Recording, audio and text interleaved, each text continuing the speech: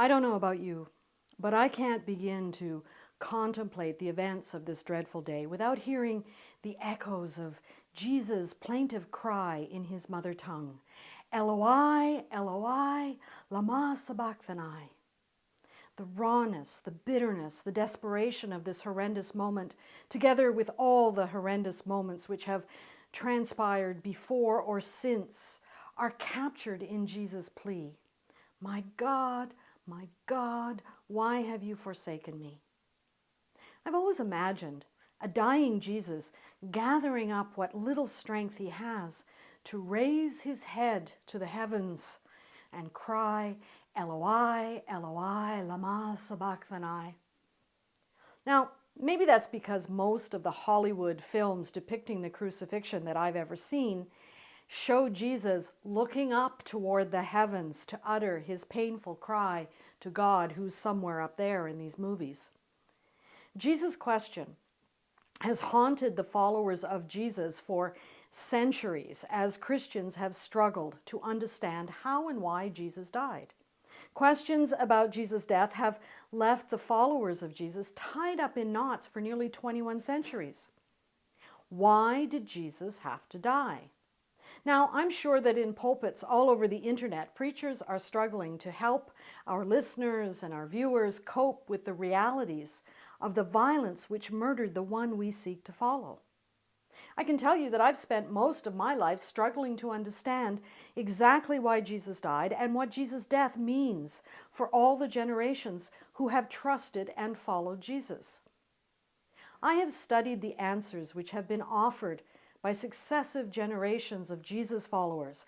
I can almost recite chapter and verse the various theories which have been offered by the church to explain Jesus' death as all part of God's grand plan to reconcile humanity to God. I could tell you about the Apostle Paul, who looked back to the book of Genesis to try and fathom a reason for it all, and settled upon the story of Adam's disobedience as the source of our sinfulness. I could talk for hours about the theologies that hang on that apple. I know far too much about the doctrines of the fall and original sin and our need for reconciliation. I could recount various theories of how God went about settling the score or making us one with God. The theologians called this process of reconciliation with God atonement. And then they proceeded to develop all sorts of theories of atonement. Lutheran pastors are required to study them all the way from the moral authority and ransom theories to the favorite of the last few centuries, aptly named the satisfaction theory.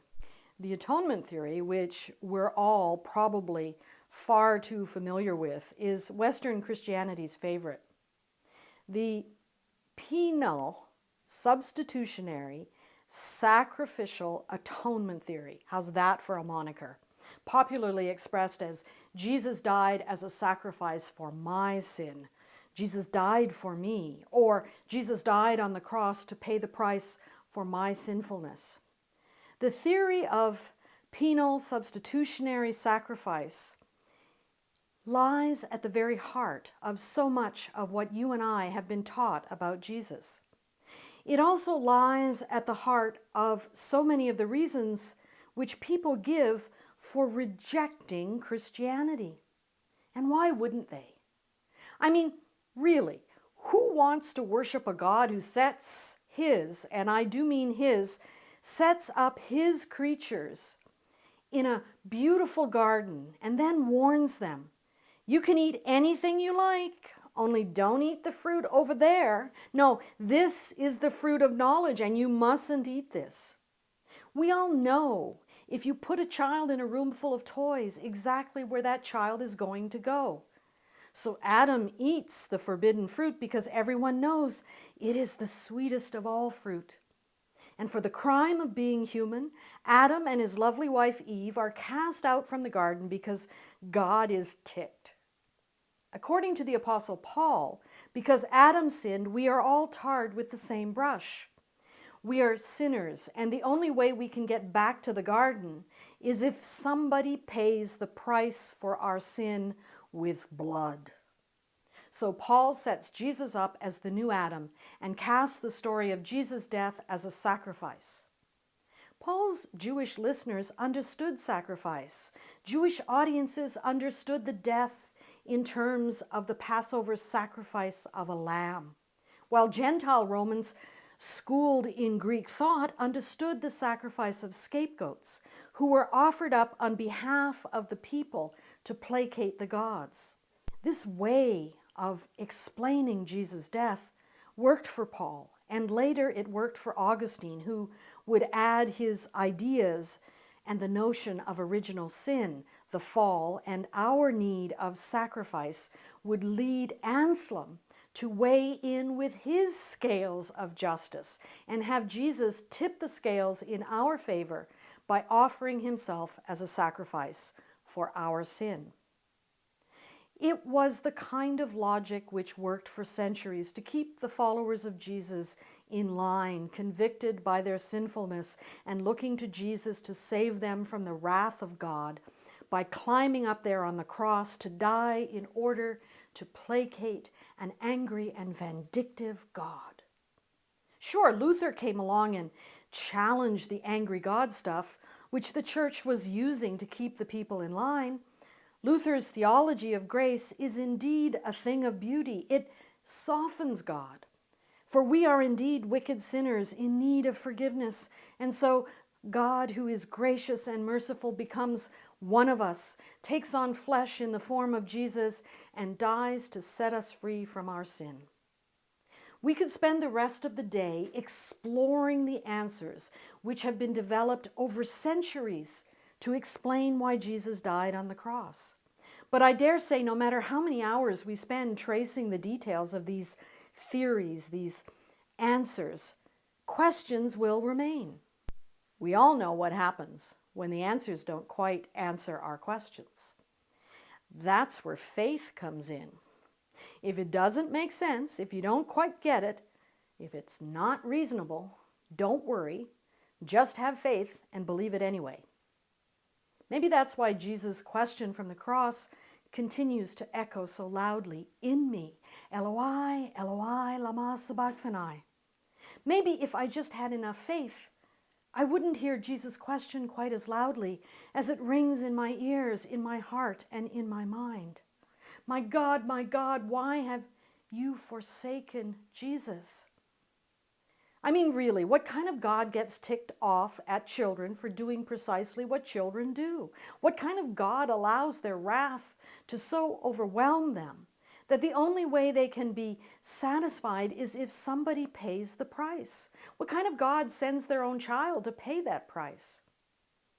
I know, there are those who will try to remind me that maybe, just maybe, Jesus was God and that Jesus dying on the cross was actually God dying on the cross.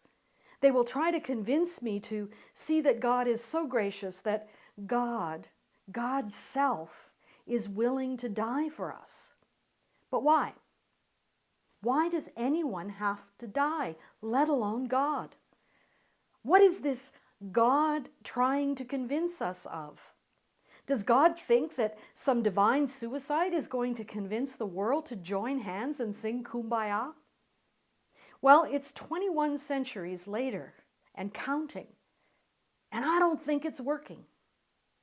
So the question remains, my God, why have you forsaken me? I don't have an answer to this question, but I'll be damned if I'm going to pat you on your sweet little heads and tell you, there, dear ones, just have a little faith and God will take care of you, all shall be well. I can only respond to Jesus' cry by making it my cry, my question. My God, why have you forsaken me? Why do bad things happen to good people? Why can't we end these endless cycles of violence? Why do we keep crucifying you over and over again when I have the courage to allow the echoes of Jesus' cry to permeate my very being? It hurts and there is pain. And there is loneliness, confusion, and a distinct feeling of fear. What if we really are abandoned? What if we are all just left here to squirm on our various crosses, wounded by our encounters with the world. My God, why? When echoes of Jesus' plea become our own, when we take up our cross and make that horrible journey to Golgotha and feel the pain as we are wounded by the world and hoisted up upon the cross from which we can see the violence, the poverty, the disease, and the madness which surround us, when we too cry out, my God, why? Then and only then can we begin to look beyond the religious platitudes which have protected us from the realities of our humanity.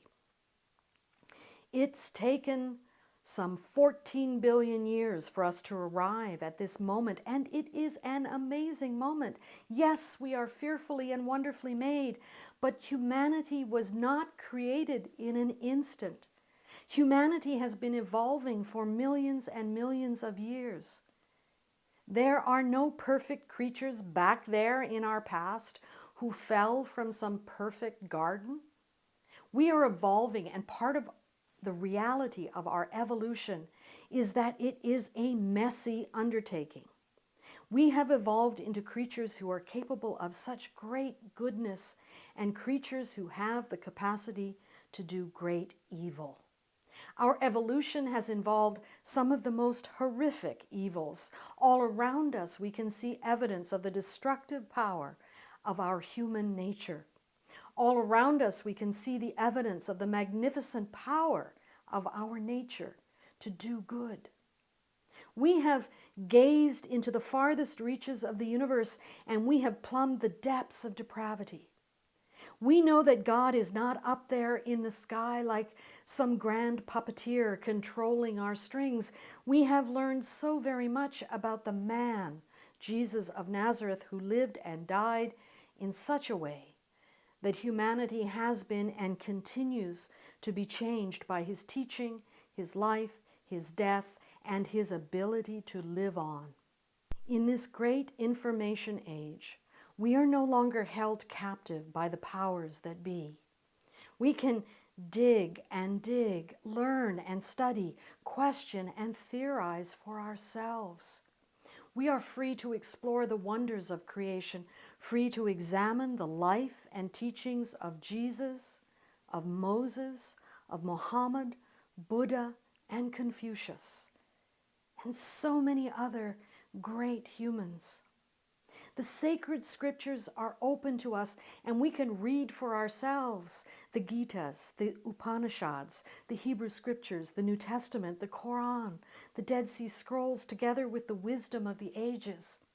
We are not confined by the logic of the Apostle Paul, who wrote to articulate his own struggles with Jesus' question.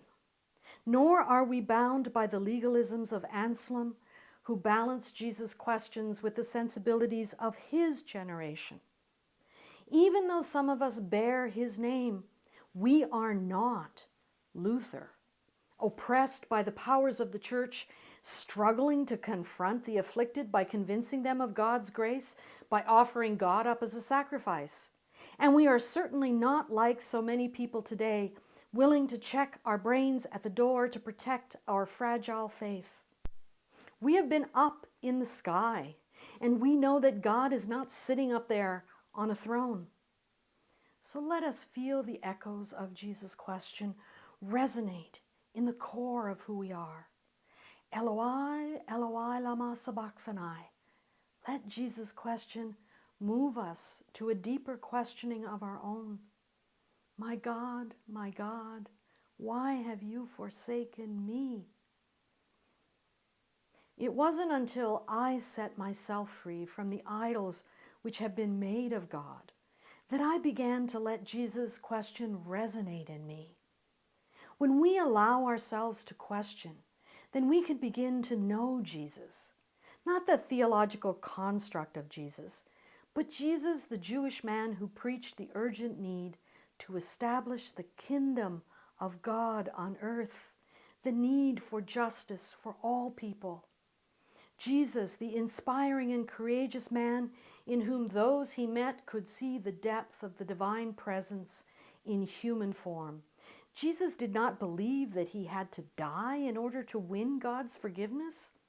We only have to read his parables about God's mercy to know that Jesus did not believe in a vengeful God, nor a God who dispensed justice measured against our sin.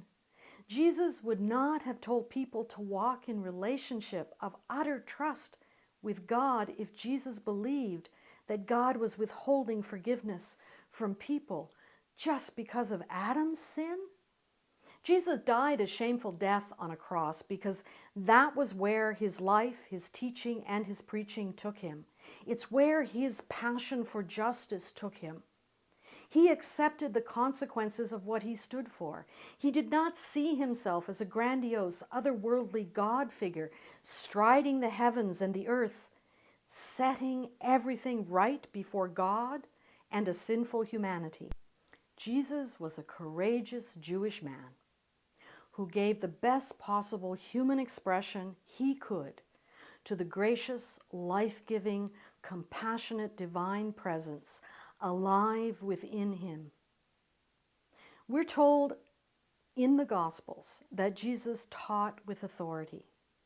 We can presume that this was not the sort of authority the temple priests or the legal experts from Jerusalem exercised, but the authority of someone who lived what he preached. Jesus was a man who knew the pains and the struggles of the human condition. Jesus demonstrated in his own pain and struggle that it was possible to hold on to belief in the utter goodness and graciousness of God and to trust the presence of God, whatever the darkness. Jesus lived in integrity to the fullest extent possible. Jesus did what many others have done and continue to do. He stood up for what he believed and accepted the consequences. Jesus' final journey to Jerusalem was precisely that. Jesus knew that in the face of such a corrupt, violent regime, he was about to take a stand for justice, which would set him at odds with evil, and he was willing to take that stand. Jesus was willing to die for what he had lived his life to exemplify. The human condition and human systems of control and governance led Jesus to his death, not a God ruling from the heavens. Life took Jesus and tested him. Jesus' struggle to be fully human in the face of all that life dished out can be heard in Jesus' plea from the cross when we remember the very nature of the God whom Jesus proclaimed. The Abba to whom Jesus' teachings point is not some far-off distant God up there or out there, but in here, in you and in me. Jesus declared, "I and Abba are one.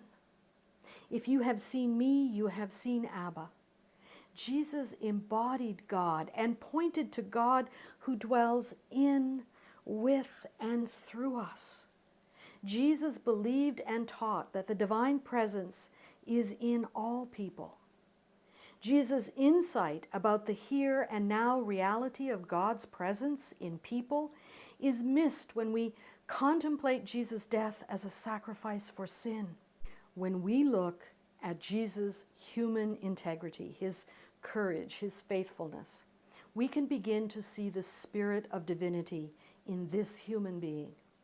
When we honor the reality that Jesus was human like us, we can begin to understand that the very same spirit of divinity is active in our lives when we struggle for justice, when we struggle to be good, to be courageous, to take a stand, to bear suffering and disappointments, to be faithful to what we know to be true, to be just, to be loving.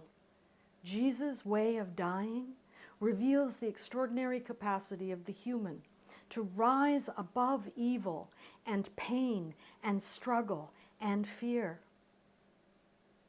As I said before, when I hear Jesus cry from the cross, my God, why have you forsaken me?" I have always imagined Jesus looking up to the heavens to ask God why. But seeing the face of God in my sisters and brothers of all faiths and of no faith, I realize that I need to let go of this image of the crucifixion, which I have turned into an idol. What happens if we begin to imagine that Jesus, knowing full well that the divine presence lives and breathes and has being in all of creation, in each and every one of us, can we then begin to see that Jesus didn't look up and cry, but looked out at the people around him and cried? What can we see in the image of Jesus looking out at his executioners, appealing to the Spirit in them, looking out at the jeering crowds and beseeching the Spirit in them, looking to the women who were gathered below and crying to the divine presence in them, shouting to those who had abandoned him and fled, he knew not where, pleading to the divinity in them, Eloi, Eloi, lama sabachthani? When we begin to understand that our God is the one in whom we live and move and have our being, we can perhaps see Jesus' plea from the cross as a cry to the Spirit that Jesus knew in himself and his sisters and brothers, and yes, even in his enemies. When we begin to understand that the Spirit lives and breathes in, with, through, and beyond us, can we begin to hear Jesus' plea from the cross as a plea to the divine presence in us? Can we hear the echoes of Jesus' cry from the cross as the embodiment of all those who have cried out from far too many crosses, my God, why have you forsaken me?" Hoping against hope to stir the Spirit in their fellow human beings? Can we begin to hear the echoes of Jesus' cry from the cross, the utter sadness, desperation, and misery at humanity's failure to give expression to the mystery which is the love we call God? Can we look beyond the idols we have worshipped for so long, see past the theories and the conjectures, and actually begin to feel not for ourselves and our own failures, but for Jesus and for every other sister and brother in whom divinity lived and breathed, and see the suffering and death which has been wrought because of humanity's failure to give full expression to the love which dwells in, with, through, and beyond us? For the sake of Jesus, who gave such beautiful expression of divinity, and for all those who in giving expression to love have picked up their crosses, can we listen to their cries and work together to give expression to the God who is love living in us?